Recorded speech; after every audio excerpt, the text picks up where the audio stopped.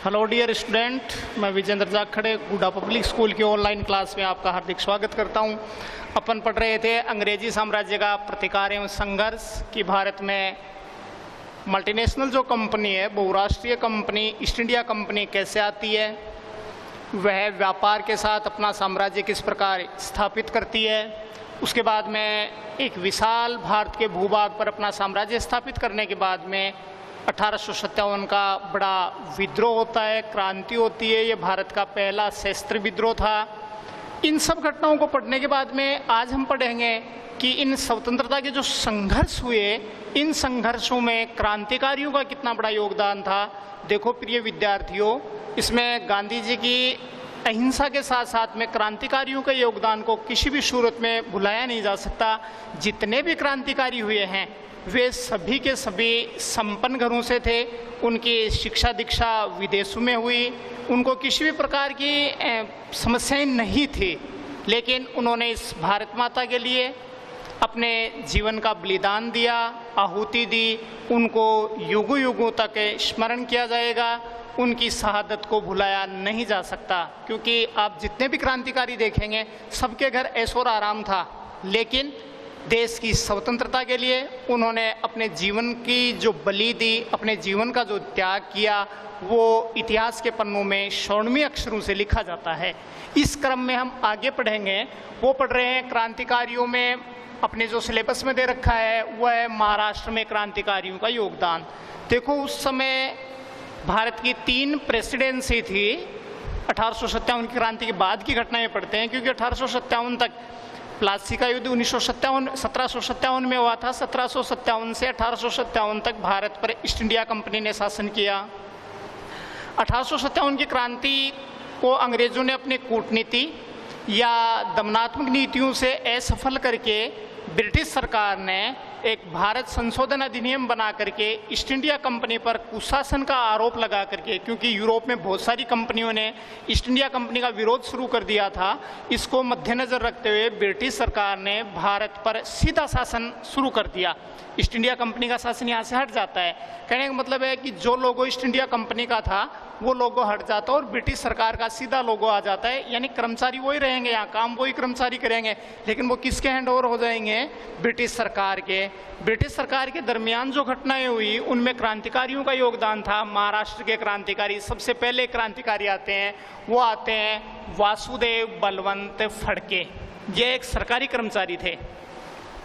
इन्होंने, ये ब्रिटिश सरकार के अधीन सरकारी नौकरी पर थे, इन्होंने अपनी नौकरी का त्याग किया, नौकरी का बहिष्कार करके लोगों के सामने अपना एक बेमिसाल उदाहरण पेश किया कि जिन अंग्रेजों ने मुझे नौकरी दे रखी है, मुझे ऐसी नौकरी की आवश्यकता नहीं है, मुझे देश की स्वतंत्रता चाहिए कि मेरे पेट से पहले देश की भारत माता की स्वतंत्रता अनिवार्य है। इसके लिए इन्होंने सरकारी नौकरी छोड़ दी थी। 1836 ईस्वी में जब इन्होंने नौकरी छोड़ी थी, उस समय महाराष्ट्र में भयंकर अकाल पड़ गया था, और अकाल के दौरान भी ब्रिटिश सरकार ने अपने कर्मचारियों के माध्यम से जबरन कर वसूली कर रही थी। लोगों को जो कर नहीं चुका रहे थे, अब अकाल पड़ गया, किसान के पास देने के लिए कुछ नहीं है, तो उस टैक्स के लिए किसानों को पीटा जा रहा था, उनके ऊपर अत्याचार किए जा रहे थे, उनको जेल में डाला जा रहा था। इसके लिए बलवंत फड़के ने अपना त्यागपत्र देने के बाद में जगह जगह जा करके उन्होंने ब्रिटिश सरकार की दमनकारी नीतियों का विरोध किया।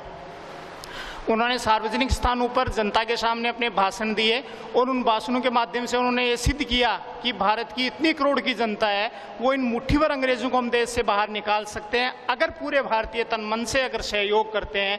इस अकाल का उन्होंने भयंकर विरोध किया। उसके बढ़ते विरोध को देख करके 1879 ईस्वी में 79 में उनको अरेस्ट कर लिया जाता है और अदन अरब की जेल में उसको भेज दिया जाता है, क्योंकि लीडर को अरेस्ट कर लेंगे तो जनता क्या करेगी भाई? लीडर होगा वही तो जनता को संगठित करके विरोध शुरू करवाएगा, और इस क्रम में उसको अरब की जेल में भेज दिया जाता है, और 1889 में उसकी मृत्यु हो जाती है। तो इसका योगदान भारतीय इतिहास में स्वर्णिम अक्षरों में लिखा गया है। दूसरे थे वो चापेकर बंधु थे। 3 भाई थे, दामोदर हरि चापेकर था, बालकृष्ण हरि चापेकर था, वासुदेव हरि चापेकर थे। 3 भाई थे। कौन कौन थे? दामोदर हरि चापेकर था, बालकृष्ण हरि चापेकर था और वासुदेव हरि चापेकर था। ये तीनों ही महाराष्ट्र के थे, पूना के रहने वाले थे। 1893 ईस्वी में इन लोगों ने एक हिंदू संरक्षण सभा का गठन किया। इससे इन लोगों ने भारतीय हिंदू समाज को संगठित करने का प्रयास किया और इन्होंने शिवाजी का उत्सव मनाना शुरू कर दिया और गणेश चतुर्थी जैसे उत्सव मनाने शुरू किए। ये क्यों किए इन्होंने? ये इसलिए किए, इन्होंने ये एक रूपक तैयार किए कि जनता को संगठित करने के लिए, कि जनता इसमें जितनी बड़ी मात्रा में भाग लेगा संगठन उतना ही बड़ा बनेगा, और संगठन जब बड़ा बनेगा तो ब्रिटिश सरकार के विरुद्ध हम आवाज़ उठाएंगे तो निसंदेह ब्रिटिश सरकार भारतीय लोगों के अधिकारों के प्रति कुछ सोच करेगी। ये अपना संगठन बनाए रहे थे। उसी समय पूना क्षेत्र के अंदर फ्लेग की महामारी फैल गई और भयंकर महामारी फैल गई थी। उस समय उन्होंने 1897 ईस्वी में जब फ्लेग की बीमारी फैली तो फ्लेग का दायित्व दे रखा था। अंग्रेज अधिकारी थे, कमिश्नर रैंड थे और लेटिसेंट एरेस्ट थे। ये लेटिसेंट एरेस्ट थे, इन दोनों को पूना की स्वास्थ्य विभाग की जिम्मेदारी सौंप रखी थी। ये दोनों ही खतरनाक, या यूं हम कहें कि ये एक दबंग अफसर्स थे जो अपनी एन प्रकार जो अपनी दबंगाई से जनता को चुप कराना चाहते थे। जनता में काफ़ी आक्रोश फैला हुआ था, महामारी से लोग मर रहे थे। ऐसी स्थिति में ये और आराम की ज़िंदगी जी रहे थे। अगर किसी क्षेत्र में कोई लोग आवाज़ उठाते हैं तो वहाँ पर ये पुलिस लेकर के जाते थे और डंडों और बंदूकों से उनकी पिटाई करते थे, गोलियां चलवाते थे। उसमें बहुत सारे लोग हताहत भी हो जाते थे। इस विरोध को देख करके इन तीनों भाइयों ने संगठित होकर के इनका विरोध शुरू किया था। पहले इनके भाषण लगाए गए, लेकिन मौका अवसर देख करके इन तीनों भाइयों ने 23 जून 1897 ईस्वी को फ्लेग की महामारी के 10 वर्ष पश्चात इन तीनों भाइयों ने मिलकर के इन दोनों को एक गोलियों से इनका सीना छलनी कर दिया था और अपने मंसूबों में कि इन दोनों ने ही फ्लेग की महामारी के लिए जिम्मेदार ठहराया गया था, इन दोनों को मौत के घाट उतार दिया जाता है। तीनों भाइयों को गिरफ्तार कर लिया जाता है और तीनों को फांसी दे दी जाती है। यहाँ पर क्रांतिकारियों को तो फांसी मिलेगी, उनका एंड मौत है, या तो क्रांति करते हुए मर जाएंगे या फिर अरेस्ट हो जाएंगे तो इनको फांसी होगी। तीसरा महत्वपूर्ण योगदान था श्यामजी कृष्ण वर्मा का। काठियावाड़ में इनका जन्म हुआ था। काफ़ी कुशाग्र बुद्धि के धनी थे, अच्छे विद्वान व्यक्ति थे। लंदन में जाकर के इन्होंने शिक्षा ग्रहण की थी।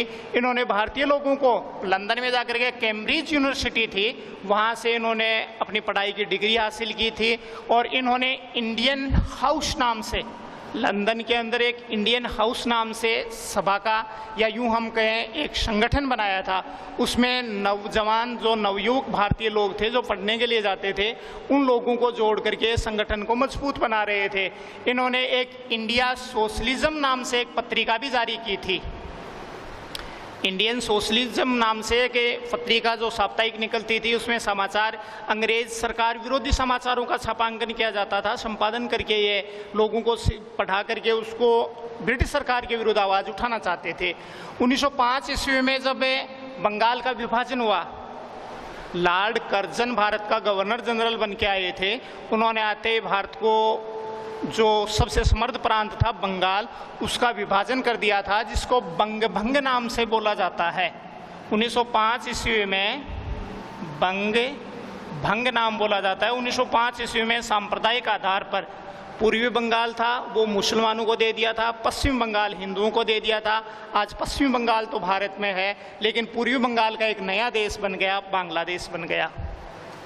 वहाँ पर पढ़ने वाले जो विद्यार्थी जाते थे, लंदन पढ़ने वाले विद्यार्थी जाते थे, उनको 1-1 हज़ार की 6 फेलोशिप छात्रवृत्तियाँ देते थे। बच्चों को प्रोत्साहित करते थे कि आप आओ, पढ़ो और आधुनिक शिक्षा से परिचित हो और अपने देश में जाकर के जो अशिक्षित जनता है उसको जागरूक करो कि विदेशों में बहुत कुछ अच्छा शासन चल रहा है, ये लोग हमारा शोषण कर रहे हैं, उनके अत्याचार नीतियों के बारे में अवगत कराओ। इसके लिए 1-1 हज़ार की 6 फेलोशिप दिया करते थे। उसके बाद में जब इनके ऊपर प्रेशर बना और इसके संगठन जो बनाया था, उस संगठन के अंदर वीर सावरकर, लाला हरदयाल और मदन धीगरा जैसे युवक थे जो काफ़ी क्रांतिकारी थे, काफ़ी ओजस्वी और तेजस्वी थे, उनमें सम्मिलित हुए, जिसके कारण उनका संगठन जल्दी ही विश्व पटल पर अपनी आभा बिखेरने लग गया था। उसके बाद में लंदन सरकार ने, ब्रिटिश सरकार ने जब इन पर प्रेशर बनाया तो लंदन छोड़ के भारत आए, और भारत पर भी पुलिस ने जब इनको परेशान करना शुरू किया तो यहाँ से पेरिस चले गए और पेरिस जा कर के भारतीय स्वतंत्रता आंदोलन में अपना ताजीवन योगदान देते रहे। उसके बाद में आते हैं विनायक दामोदर सावरकर। भारतीय इतिहास में अगर क्रांतिकारियों का नाम लिया जाता है तो वीर सावरकर का नाम कहीं दूर नहीं होता। वीर सावरकर भी एक महान क्रांतिकारी थे। इनका जन्म 28 मई 1883 ईस्वी को भागूर गांव में हुआ था, जो उस समय महाराष्ट्र प्रांत में था। जन्म लेने के बाद में प्रारंभिक शिक्षा गांव में पूरी करने के बाद में 1901 ईस्वी में इन्होंने मैट्रिक की कक्षा पास की। 10वीं कक्षा पास करने के बाद में इन्होंने बॉम्बे किया। अच्छा कॉलेज था, उस समय का नामी कॉलेज था, फर्ग्यूसन कॉलेज था। उस फर्ग्यूसन कॉलेज में इन्होंने अपना दाखिला लिया। उस फर्ग्यूसन कॉलेज में काफ़ी युवक और देश की स्वतंत्रता को प्राप्त करने वाले, या हम यूँ कहें कि उनके जहन में कूट कूट करके भारत माता की स्वतंत्रता भरी हुई थी, उस प्रकार के विद्यार्थी उनको वहाँ पर मिले तो ये काफ़ी प्रभावित हुए। और वहाँ पहुँचने के बाद में इन्होंने क्रांतिकारी संगठनों में भाग लेना शुरू कर दिया था। और लॉर्ड कर्जन ने 1905 ईस्वी में जब बंगाल का विभाजन किया था तो इन्होंने बॉम्बे महाराष्ट्र के अंदर एक मित्र मेला नाम से एक संगठन बनाया। उस मित्र मेला के संगठन के लोग क्या करते थे, विदेशी कपड़े लेते थे। जो भी बड़े शहरों में विदेशी कपड़े बेचे जा रहे थे उन दुकानों से कपड़े खरीद करके ये सार्वजनिक स्थलों पर, चौराहों पर उनकी होलियां जलाते थे। कहने का मतलब, उनकी होली जलाने का मतलब क्या होगा कि आम चौराहे पर जब विदेशी कपड़े खरीद करके उनकी होली जलाई जा रही है तो इससे ब्रिटिश सरकार का अपमान होगा और पूरे विश्व के जो अन्य राष्ट्र, उन राष्ट्रों में मैसेज जाएगा कि भारतीय लोग कितना बड़ा विरोध कर रहे हैं इन लोगों का। इसका मतलब ब्रिटिश सरकार इन पर अत्याचार कर रही है। इसलिए विश्व समुदाय का ध्यान आकर्षित करने की योजना से इनके मित्र मेला नाम से जो संगठन बना था, उस संगठन के सदस्य विदेशी कपड़ों की होलियां जलाते थे। उनकी इस प्रकार की क्रांतिकारी घटनाओं को देखते हुए उनको उस कॉलेज से, फर्ग्यूसन कॉलेज से उनको निकाल दिया गया, रिस्ट्रिकेशन कर दिया गया, उनकी टीसी काट दी गई थी। इन्होंने भारत का प्रथम स्वतंत्रता संग्राम से एक पुस्तक लिखी थी, the Indian war of independence. Bharat का प्रथम स्वतंत्रता संग्राम नाम की पुस्तक लिखने वाले राइटर कौन थे? बड़ी बड़ी एग्जामों में एक क्वेश्चन आता है कि the Indian war of independence नाम की पुस्तक की रचना किसने की थी? तो इसकी रचना सावरकर ने की थी। उनकी क्रांतिकारी घटनाओं को देखते हुए भारत के लोगों ने इनको एक नई उपाधि दी थी, वीर की। इनके नाम से पहले वीर नहीं लगता था, लेकिन इनको वीर की क्या मिली? इनको वीर की उपाधि दी। किसने दी? जनता ने इनको वीर की उपाधि दी थी। इनके अलावा इन्होंने 1906 ईस्वी में बंगाल विभाजन के बाद में इन्होंने अभिनव भारत नाम से एक संगठन बनाया। अभिनव भारत नाम से एक संगठन बनाया, उनमें युवकों को ये जोड़ते थे और ब्रिटिश सरकार विरोधी भावनाओं को उन्हें कूट कूट करके भरते थे ताकि वो देहाती क्षेत्रों में जाकर के आम जनता को उत्साहित करें देश की स्वतंत्रता के लिए।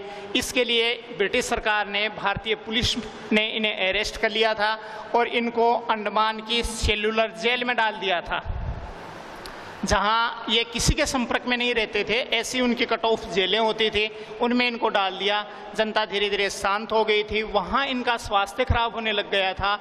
इन पर जब मुकदमा चला था तो भारतीय ब्रिटिश न्यायाधीशों ने, जो ब्रिटिश सरकार के अधीन काम कर रहे थे, भारत में जो न्यायाधीश थे, उन न्यायाधीशों ने विश्व इतिहास में एकमात्र ऐसा आदमी है जिनको 2 जन्मों की आजीवन सजा मिली थी। भाई कोई भी आदमी अपराध करेगा, उस अपराध करने वाले व्यक्ति को एक जीवन की आजीवन की सज़ा मिलती है। इसका मतलब डेड बॉडी जेल से बाहर निकलेगी, इससे पहले उसको रिहा नहीं किया जाएगा।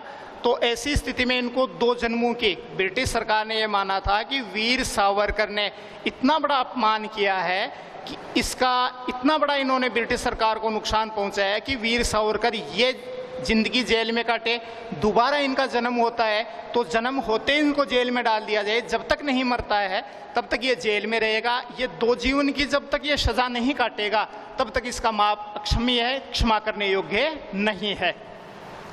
1924 ईस्वी में उस सेल्युलर जेल में, अंडमान की सेल्युलर जेल में इनका स्वास्थ्य खराब होने के कारण वहाँ से इनको शिफ्ट कर दिया गया। महाराष्ट्र बॉम्बे के पास में रत्नागिरी जेल थी, उस रत्नागिरी जेल में इसको शिफ्ट कर दिया गया था। हालांकि 1937 ईस्वी में इनको रिहा कर दिया गया था। रिहा होने के बाद में 1947 में जब देश आज़ाद हुआ था, उससे पहले देश के विभाजन की जो घटनाएं हो रही थी, इस विभाजन का भी इन्होंने अथक विरोध किया था। गांधी जी के संपर्क में आकर के पूरे भारत का इन्होंने भ्रमण किया था और देश के विभाजन पर इन्होंने काफ़ी रोकने के लिए इन्होंने अपने प्रयास किए थे और विश्व इतिहास में ये प्रमुख प्रसिद्ध हो गए थे। बहुत सारे क्रांतिकारी घटनाएं हुई हैं। बंगाल के बहुत सारे क्रांतिकारी थे, बिपिन चंद्र पाल जैसे, अरविंद घोष जैसे क्रांतिकारी थे, जिन्होंने बड़ी क्रांतिकारी घटनाओं के माध्यम से ब्रिटिश साम्राज्य को हिला दिया था। इस प्रकार से क्रांतिकारियों का भारतीय इतिहास में बहुत बड़ा योगदान था। स्वस्थ रहें, सुरक्षित रहें, ऑनलाइन क्लासों से जुड़े रहें। धन्यवाद।